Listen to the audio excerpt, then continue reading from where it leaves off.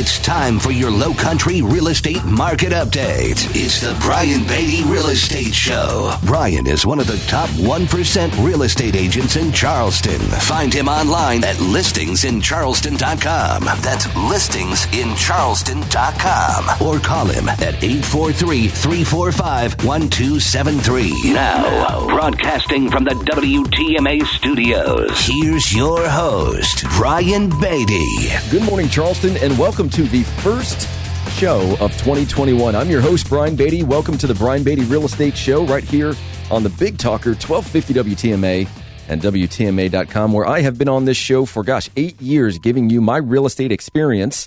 The benefit of that, as I've helped people buy, sell, and invest in real estate here in the Charleston market. I've been doing that for 15 years. I've represented close to 1,200 clients, over $500 million in real estate volume sold here in Charleston. And so I share my experiences with you, give you an idea of what's happening in the world of real estate and housing in general, so that you have some clear expectations about what's happening in the market. If you're going to buy, sell, or invest in this year, what does that look like? How should you be preparing? I also share market data, and we're going to go through that today. We're going to talk about what happened in 2020 and what lessons we learned from that. We're also going to talk about 2021. We're going to talk about positioning your home to sell in a market where inventory is low. So we're going to cover a lot of bases today. And for the first half of the show, he's been on this program before, Sam O'Neill. He's here. Hey, everybody. Thanks for having me, Brian. Very excited to be here. Absolutely. So for those of you that don't know, Sam is my director of operations, my right-hand man. And, before we get started, Sam, I just want to say thank you for your investment into this company and everything that you've done. We've got 20 people on the team now, and we're really happy with our growth, and we're looking for some really big things to happen next year. And so thanks for putting up with me. Yeah, I mean, absolutely. We've come such a long ways from when I first started, and there's so many more big things on the horizon. It's just an exciting time to be part of the Brian Beatty team, that's for sure. Awesome. Well, hey, before we get started, let me just give you a little bit more information. If you're interested in learning more about working with my real estate team, of course, we do sell real estate Monday to Sunday. We've been in the top 1% of agents here for 11 years now. If you'd like to reach out to me and talk about that process, what that looks like to work with myself, my number is 843-400-8009. That's 843-400-8009. You can check us out online at listingsincharleston.com. That's listingsincharleston.com. Or you can listen to, I don't know how many hundreds of episodes we have at this point of this show, but you can go to Spotify, Google Play, iTunes. We're on YouTube. We do video of every radio show that we do. So you can watch hundreds of videos on YouTube with all this content and more. So just do a search for the Brian Beatty Team and you'll find us. So let me get right into it. I want to talk about some lessons that we've learned from 2020. And this is both kind of from a market standpoint, but also just from through the lens of a real estate agent. You know, what we learned, how we had to shift and innovate in order to be as effective as possible for our clients during, frankly, a really unprecedented time in our market. Now, I've had the experience of, going through a full market cycle.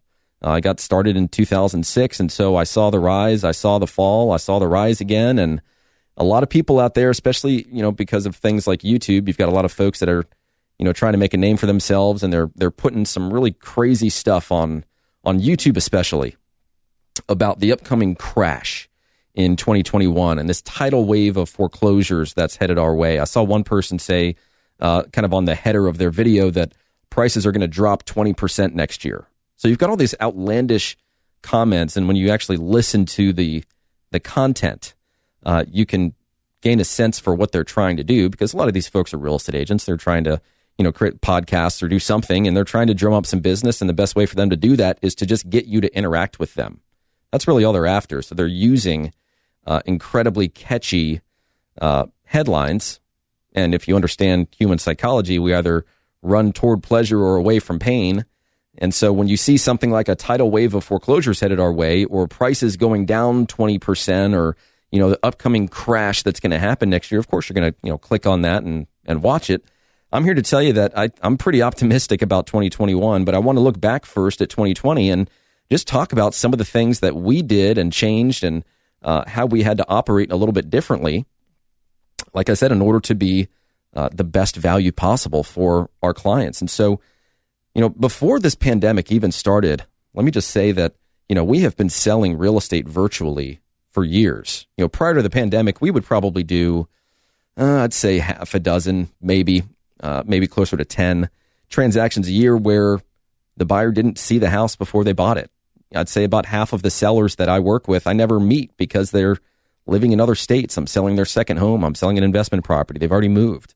So we're very used to the virtual aspect of what was needed this year as soon as the pandemic hit.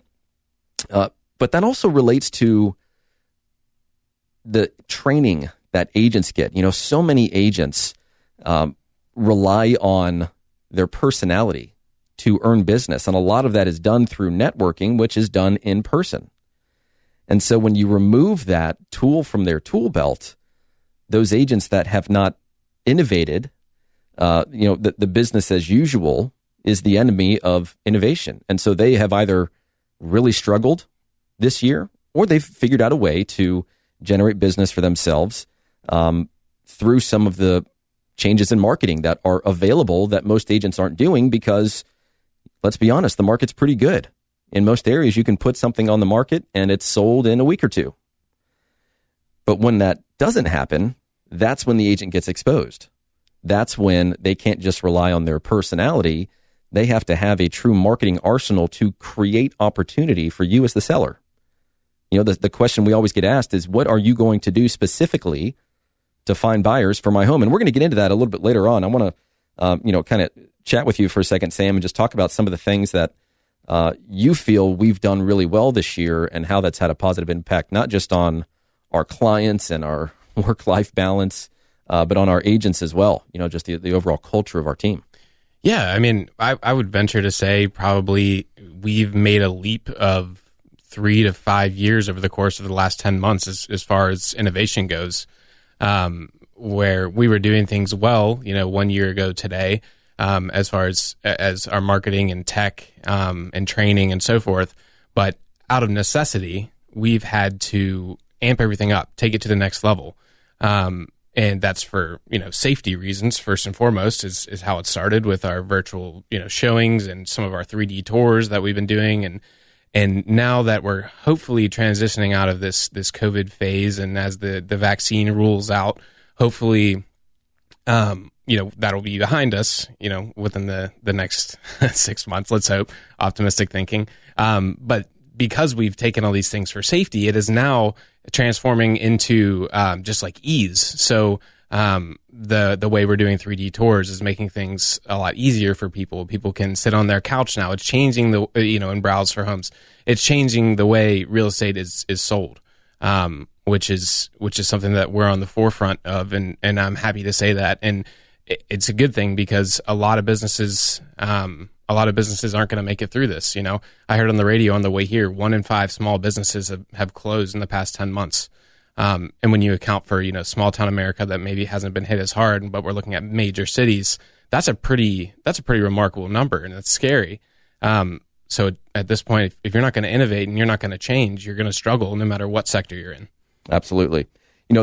Going back to what I was talking about with regard to marketing specifically, over 2 years ago, actually, we partnered with a company out of California that allows us to do some really incredible things from a marketing perspective. So remember, go back to that question that sellers always ask of the listing agent that they interview, which is, what are you going to do specifically to find buyers for my house? And really, if you just because I've been doing this for so long, that answer that agents give has been the same for years and years and years.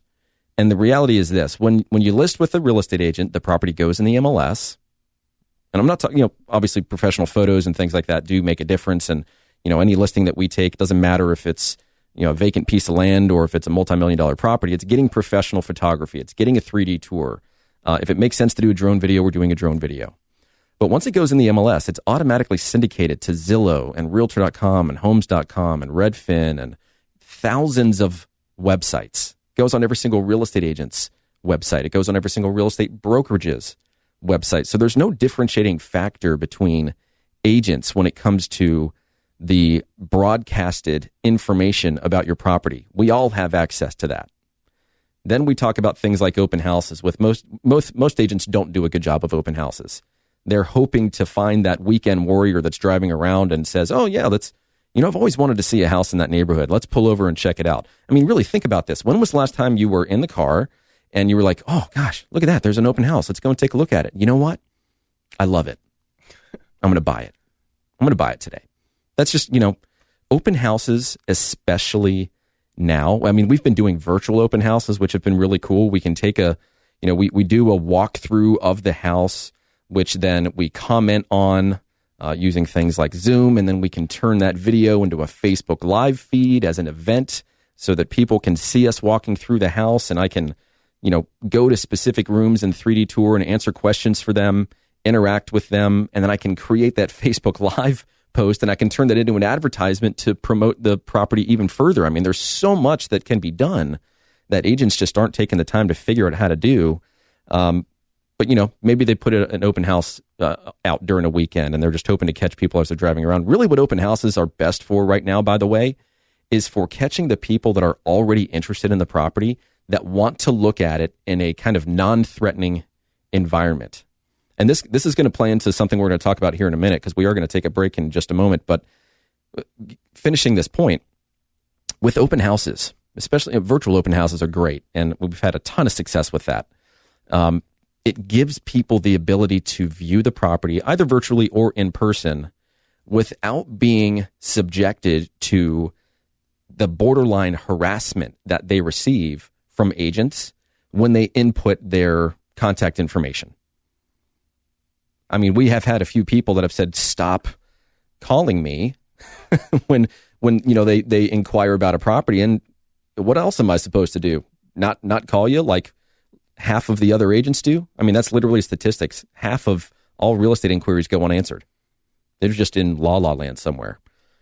And so, yeah, no, I get that. And, some agents are very aggressive in their calls and texts and emails. And for anybody that's been subjected to that, they've learned pretty quickly not to input their information online, which makes facilitating the conversation obviously a little tougher, but also allows people like us that really understand marketing at a very high level to still communicate with them and still provide content and value that will ultimately result in a sales opportunity.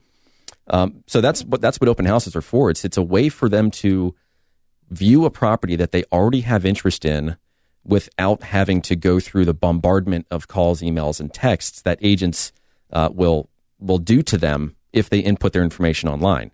Now, that's not all agents, and I'm not saying that that's the norm, so to speak, but that's what I've heard from a lot of buyers that have engaged with our open houses, which are frankly mostly virtual. Very rarely are we doing in person, and there are some very strict guidelines that we follow if it is an in-person open house. Temperature at the door, no more than one group in at a time, booties, masks, the whole 9 yards. So I want to keep talking with Sam about the innovations that we've made this past year, 2020, and how that's really helped serve our clients and just create a better experience amidst what's been a very emotional and mentally tough time for a lot of people. There's also the communication and the emotional support that our industry just doesn't do a great job of. We'll talk about that a little bit more here in just a minute. So stick around. This is the Brian Beatty Real Estate Show here on the Big Talker, 1250 WTMA and WTMA.com. And remember, if you want to reach out to me and learn more about working with my real estate team, my number is 843-400-8009. That's my cell, 843-400-8009. Or check us out online, listingsincharleston.com. That's listingsincharleston.com, or you can always send me an email, brian@brianbeattyteam.com. Stick around. We'll be right back. Stay tuned for more of the Brian Beatty Real Estate Show on 1250 WTMA and WTMA.com. 1250 WTMA. Now, the Brian Beatty Real Estate Show continues on Charleston's Big Talker, 1250 WTMA. Welcome back, Charleston, as the Brian Beatty Real Estate Show continues here on the Big Talker, 1250 WTMA and WTMA.com. Remember, if you want to reach out to my real estate team and learn more about working with us to help you buy, sell, or invest in real estate, the website to go to is listingsincharleston.com, or you can give me a call or text me, 843-400-8009. So I want to jump straight back into the lessons that we learned in 2020, some of our big takeaways. And to help me do that is my Director of Operations, Sam O'Neill.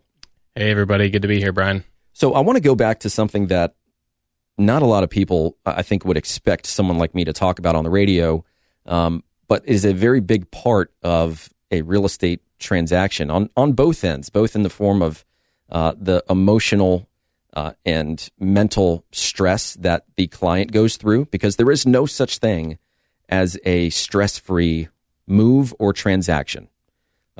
There are a lot of moving pieces. There's a lot that's involved. Emotions run high. And when you overlay that with something like a pandemic, where you've got folks that might have some financial hardship that they're dealing with, or maybe they know somebody that's sick and they're just distraught about that, or maybe they don't want to be sick and so they're sheltering in place and doing everything they're supposed to be doing, like my family's doing. And then you see a bunch of people that are out in the world like a bunch of idiots, collecting themselves in big groups, no masks, and just kind of being part of the problem, which creates stress. And you try to get your family or friends or people that to try to conform and do things safely, and people have differing opinions about that. So there's just a lot going on when selling real estate and adding a pandemic to it. And so I want to talk for just a minute about the kind of emotional portion of real estate, both from a client perspective and from an agent perspective. Maybe from an agent perspective, Sam, you can share some of what we've been working so hard on this year and how much of a difference do you think it's made? Yeah, I mean, you said it, Brian. Right now we're in such a chaotic period. Most people out there at least know someone that's been moderately sick with this thing, at the very least, and at the very worst, they know someone who's passed away from it. But then on top of that, you also get the mental strain with being, locked in your house, or like you said, Brian, being concerned about other people going out and about and potentially infecting others. And it's just a really chaotic time. So how do we bring order back to this thing? And it's also chaotic, not just for buyers and sellers, but for our agents. People deal with trauma, over the course of a lifetime, hopefully just a handful of times, hopefully only a handful of tragedies, but there's been a lot thrown on our agents this year, with, personally, and with the market changing, and how do we deal with reaching out to people and contacting people, and how do we keep our business alive? And that's what's so cool about being a part of a team, is we have your back for that. So we're going through different training for that, how to keep a cool even head in this like crazy time period, and how to market yourselves a little bit differently. And this might tie in with what you're talking about, Brian, as far as innovation and what we've been doing, but we've noticed an uptick of people that, not just we've noticed it, but nationwide and worldwide, there's been an uptick of people on social media. People are trying to get more social from their couch. And we've been able to double down on that and double down our marketing efforts on social media. And not just, I'm not just talking about posting to Brian's personal Facebook page, hey, I have a home for sale. I'm talking about targeted, pointed marketing, where we, if we have a house for sale that's 3 beds, 2 baths, in Goose Creek, who is going to buy that house? We're creating a profile of the person who might be interested in that house, so we can literally market to that family that's perhaps thinking about upsizing or getting a little bit bigger house. And we can do that all now. And that's something that we were good at a year ago. But again, like I said, we've advanced 3 to 5 years as far as innovation over the course of 10 months. We're doing that at even higher level now and spending even more to make sure that our clients' homes are being seen by as many people as possible. Yeah, the right people too. And to that point, it's, the ability for us to ask the question, who is the buyer for this house? And it's usually more than one answer, right? Right. But we now have the ability. We've really had the ability for a little over 2 years now on my team, based on this partnership with this company that we have in California, which really helps us kind of sift through the data and construct the overall advertising campaigns. But just to kind of finish that thought, we have the ability to say, all right, these are the types of buyers that would be interested in this house. All of these different types of buyers have specific demographic profiles. So that's step one, is filtering all the people in the world to find those types of people. And then we need to attach a real estate interest to them. So we have the ability to sift through all the data that's tracked on all of us, right? Because whether you like it or not, you are a walking, living, breathing blueprint based on everything that you do online, which is tracked, collected, and then sold to other companies so that they can market things to you that fit your online behavior. It's just that it really hasn't spilled over into real estate yet in a big way. It's coming at some point. I think it will become a little more mainstream at some point in the next probably 2 to 3 years. But, like Sam said, we're 3 to 5 years ahead of this thing. And so we've had the ability to very specifically target people that would be interested in the homes that we're selling, not just based on their demographics, not just based on the fact that they might be interested in real estate in your area, in your price range, but that are also displaying online behavior that lead us to believe they're getting ready to buy a house. One such behavior could be something like, who has researched schools in your home's zip code in which that search originated from a different zip code?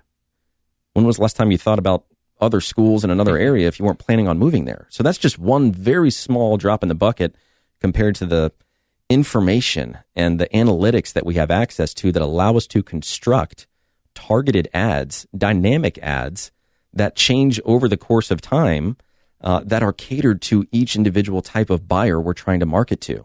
Mm-hmm. So like, in other words, if we're trying to market let's say that we're marketing to somebody as a vacation home, maybe it's a second home for them.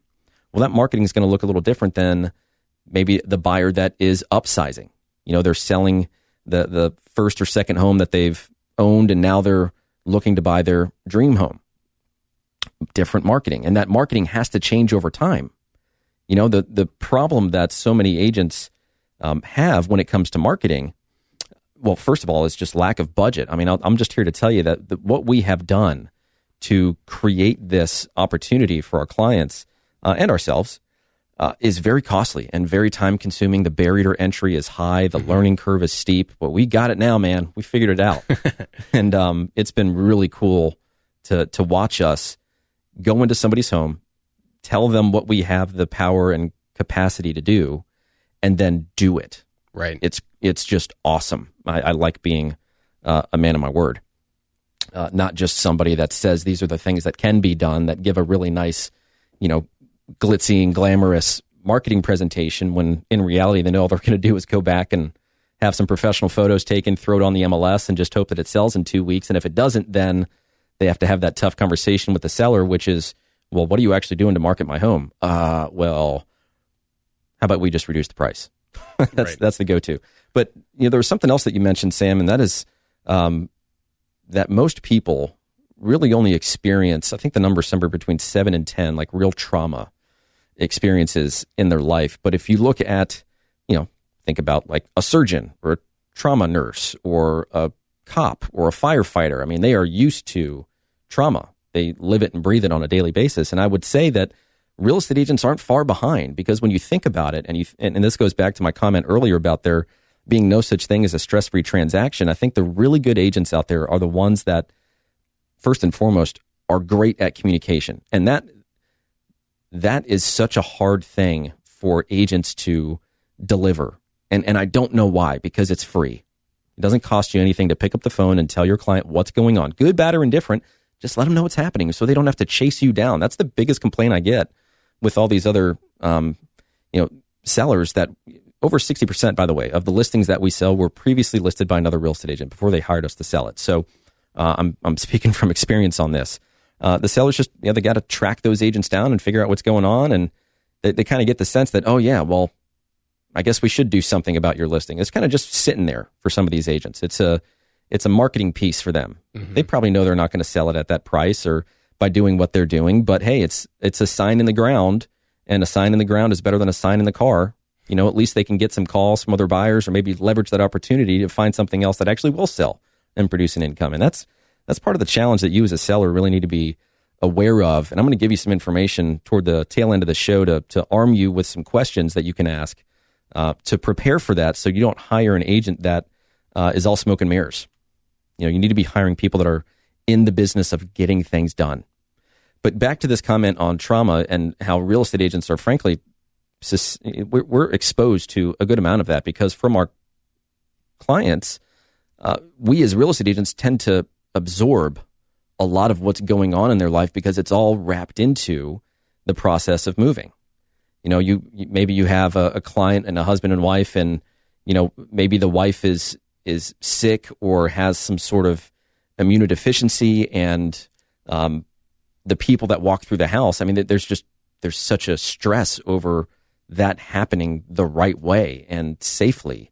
Or maybe they're dealing with some sort of work issue, or there's just some sort of stress in their life that just gets wrapped up into the conversation that they have with the real estate agents. And I'll be honest with you, sometimes I'm the punching bag, and I understand it. I get it. I've got thick skin. I mean, I've got a good set of armor after doing this for 15 years. And I understand that sometimes people just need to talk, and sometimes people just need somebody to, frankly, kind of unload on. And if that has to be me, then so be it. I don't take things personally.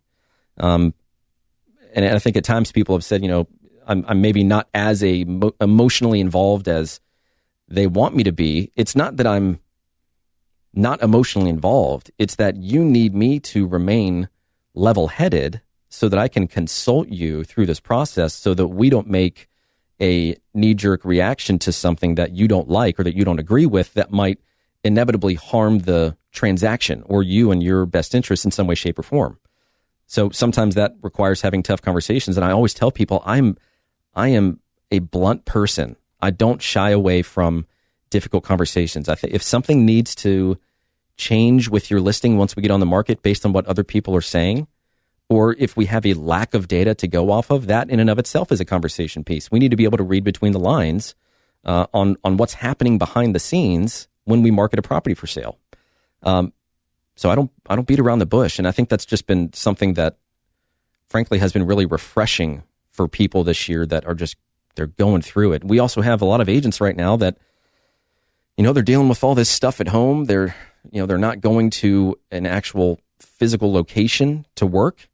Maybe they've got kids at home. I mean, it just creates this whole new dynamic and stress from the agent perspective that they've not had to deal with in prior years. And I think that's the benefit of having a team, is that we've got 20 people that are invested in making sure that your transaction is a smooth and successful one. But if you've got just one agent and, you know, they've got responsibilities at home and they've got other things that need to do to distract them from representing you and your best interest in a timely manner, then yeah, I can see that being problematic for some folks. I know it is.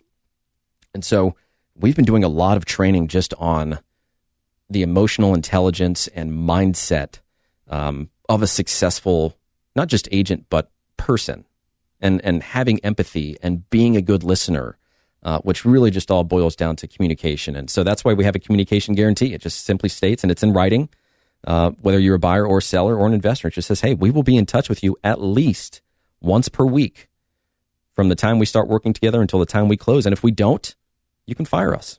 We actually take it one step further, and we have an easy exit guarantee. It just says, hey, if at any point in time you're not happy with our level of service, you think that we talked a good talk, but we're not walking the walk, you're not impressed, or you decide you want to rent your home, or whatever the case might be, we let people cancel contracts. We are not one of those agents that forces you to work with us. It's the reminder that we have to constantly earn your business, and that's the way I think it should be. But some of these agents and some of these brokerages are going to make you go through hell and high water to get out of a contract with somebody that's not giving you the representation and the time and the attention that you deserve. And so, Sam, I think we talk about maybe one or two other quick things before we get into the 2021 forecast and how to position your home to sell this month and this first quarter of the year. So I'll tell you what, guys, stick around. We'll be right back for more of the Brian Beatty Real Estate Show here on the Big Talker, 1250 WTMA. And WTMA.com. And remember, if you want to reach out to me and chat with me about your home buying and home selling needs, we'd love the opportunity to have that conversation with you. My personal number is 843-400-8009. That's 400-8009. Or check us out online, listingsincharleston.com. We'll be right back. It's the Brian Beatty Real Estate Show. Broadcast Saturday mornings at 9 and Sunday mornings at 10 on the Big Talker, 1250 WTMA. 1250 WTMA. Expert news and views on the Low Country real estate scene. The Brian Beatty Real Estate Show on 1250 WTMA. Welcome back, Charleston, as the Brian Beatty Real Estate Show continues here on the Big Talker, 1250 WTMA and WTMA.com. You know, I always like to take a little time, especially with everything that we went through last year. And we came out in a very good position from a team perspective. Helped a lot of folks buy and sell real estate, changed the way that we did some things. And we're just really happy with where we are as a company right now and the growth that we see and the opportunities that are on the horizon. But it wouldn't be possible without folks like you that listen to the show and rely on the information that we provide to help shape your understanding of the market and the process. And, of course, to those of you that reach out that allow us to help you with your real estate needs. So just always want to say thank you. And, of course, thank you to WTMA for having me on here for 8 years to be the local show that gives you guys the information you need to understand what's going on in the world of real estate. So thank you for that. And if you guys want to reach out to me and talk about what's going on in the real estate market, if it's just informational in nature, if you're just curious, or if you actually have a need to buy or sell or invest in real estate, let's chat. I'd love the opportunity to. My number, my personal cell is 843-400-8009. That's 400-8009, where you can always go online and learn more about myself and my team and who we are and what we do and what we sell. All kinds of great stuff on our incentives are on that site. You can listen to this show. Hundreds of versions of the Brian Beatty Real Estate Show.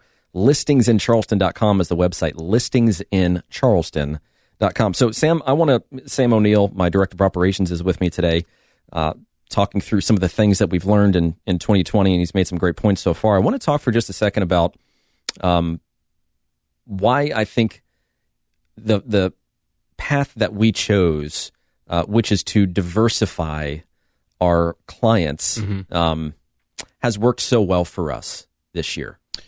Yeah. I think that there's a couple different ways to approach selling real estate. You have your folks who focus on one specific area or one specific price point, whether that be luxury or whatever.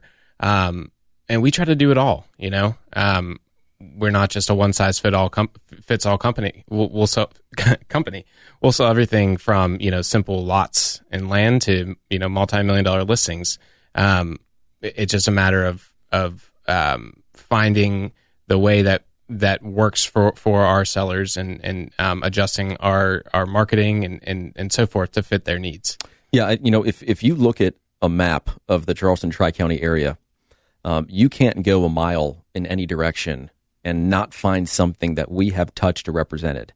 And the nice thing about that is that when you really gain an understanding of all the different sub-markets within Charleston, because that's one of the things that makes it so fun to sell real estate in Charleston, is you've got so many different types of properties here: waterfront, beachfront, historic.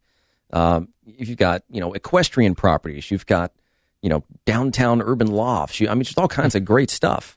And I think it's important that you guys know, listeners know, that we are not demographically or geographically focused. We only work with people that we think we can help.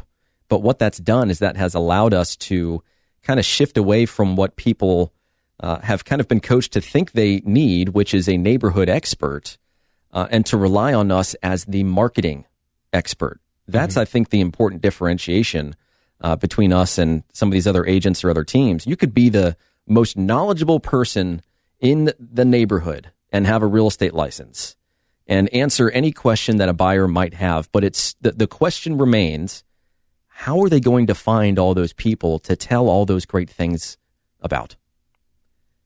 There has to be marketing. And so that's really what we have spent so much time and intention and energy on, which has been over 2 years in the making now, that has just had such a huge impact on our clients and their ability to sell faster and for more money. Our listings are selling for 99% of asking price, and they're selling in literally 7 days. That's 7 times faster than the market average right now.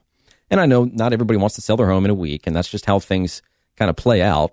But there are plenty of people that, sell in 30, 60, 90, 120, 150 days if that's their plan. It's not, the stat of saying, hey, my average days on market is a week is a cool stat. Don't get me wrong. I'm really proud of that and proud of the agents on my team for us being able to say that and have that statistic. But the reality is our marketing plan is simply designed based on your needs, what you want to accomplish. If you're okay with waiting a little longer to find that perfect buyer that's willing to pay top dollar for it, so be it. If you want to be one of the people that generates multiple offers on your property, there's a specific strategy for doing that. It doesn't necessarily cost you any money, by the way. And by that, I mean, you don't have to sell your property for less. This really comes down to pricing strategies. We're going to talk about that in just a minute. But, the last thing I want to mention with you on the program, Sam, is just the importance of our professional network and the fact that we really do truly have the best of the best in all different categories of our team and of course, just the real estate process in general. Yeah, I mean, just starting out with our team, we have such a eclectic group of individuals, people from all different backgrounds. I mean, just the people that we have on the team and are just, so well-rounded, which makes it great because there's an agent for every type of buyer or seller out there on our team, which is awesome.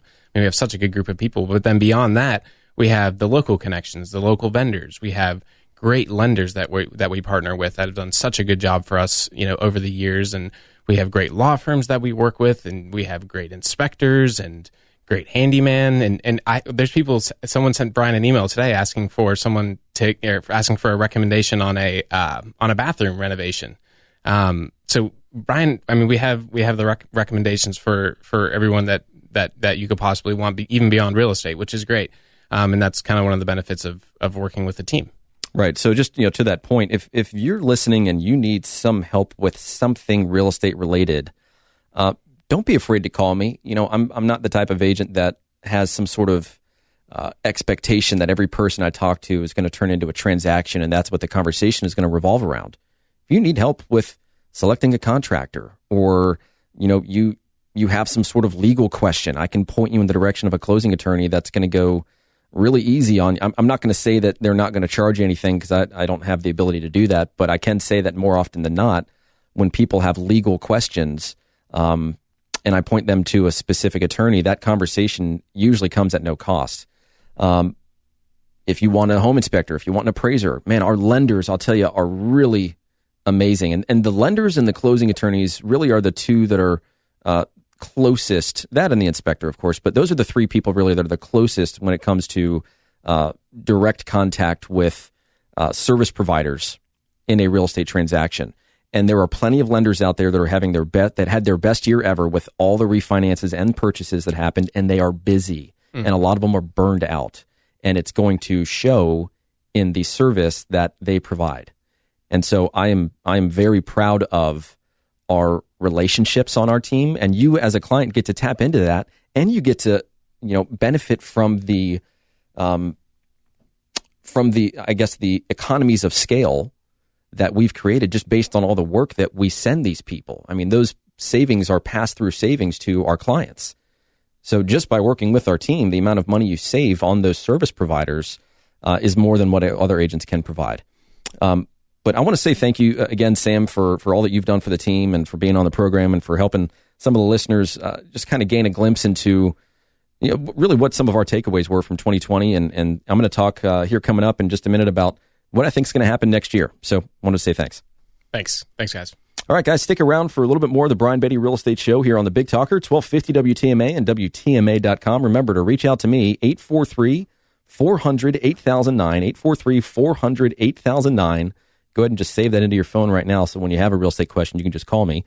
Or go to listingsincharleston.com. We'll be right back. Visit Brian Beatty's website at listingsincharleston.com. The Brian Beatty Real Estate Show continues next on the Big Talker, 1250 WTMA. 1250 WTMA, the Big Talker. Now, here's more of the Brian Beatty Real Estate Show on the Big Talker, 1250 WTMA. Welcome back, folks, to the last few minutes of the Brian Beatty Real Estate Show here on the Big Talker, 1250 WTMA and WTMA.com. I want to give you guys a glimpse into what I think is going to happen this year, 2021. And I think the first thing that needs to be mentioned is the fact that there's nothing fundamentally broken in our economy that needs to heal. There was no obvious financial bubble driving excessive activity in any one economic sector when the pandemic hit.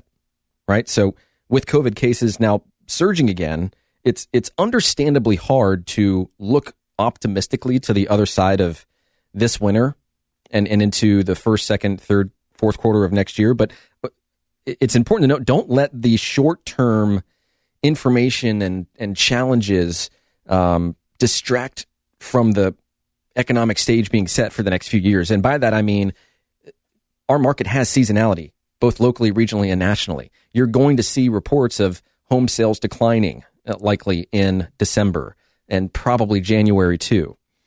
That's just the seasonality of the market. You have to ask yourself, what are they comparing that to? Is it last month? Is it this time last year?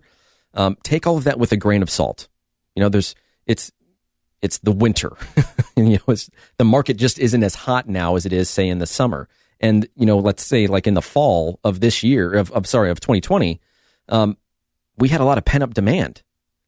If you think about the pandemic hitting in, March, basically, and the 2 or so months where people were just trying to make sense out of it all, once people kind of got over it or decided that, hey, I'm not going to let this detract me from buying or selling a home and moving, or maybe they realized after living in their home for a few more months than they normally do, I got to get a new place. This just doesn't work for me anymore. So we had a lot of pent-up demand that pushed closings a little further into the year that normally would have occurred in the summer. And now you're going to see some of that slow down. So don't be too distracted by, the YouTube videos and the articles and the things that you're going to see online that are designed to scare you into action. I don't think that things are going to be that bad. If you think about it, we have, as a nation, we have gained $1 trillion in equity since the third quarter of 2019. The average homeowner gained $17,000 in equity in 2020. That's up 11% from 2019.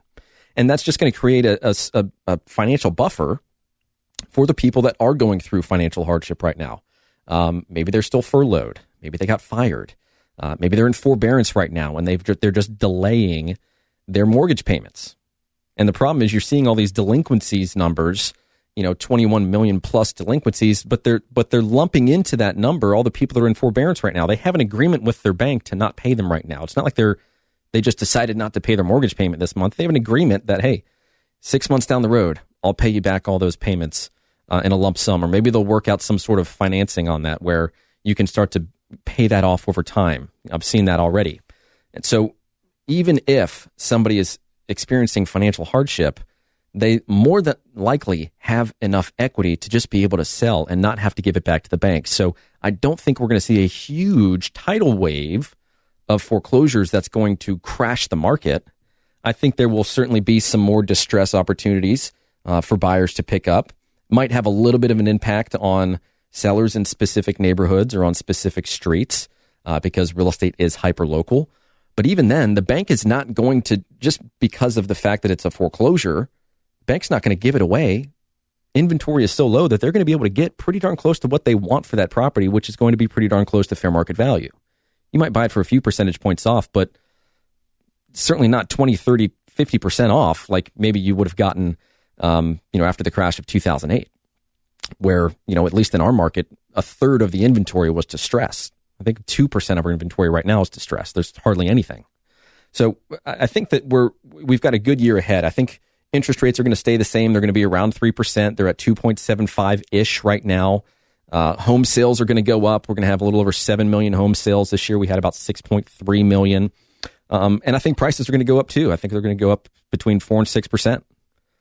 And I think that in some areas of Charleston, it might even be more than that. Some areas of Charleston too will flatline. But if you're thinking about selling your house, I'm telling you that there's a great opportunity right now to cash in on this equity that you've built and take advantage of a really low interest rate with something else that you buy.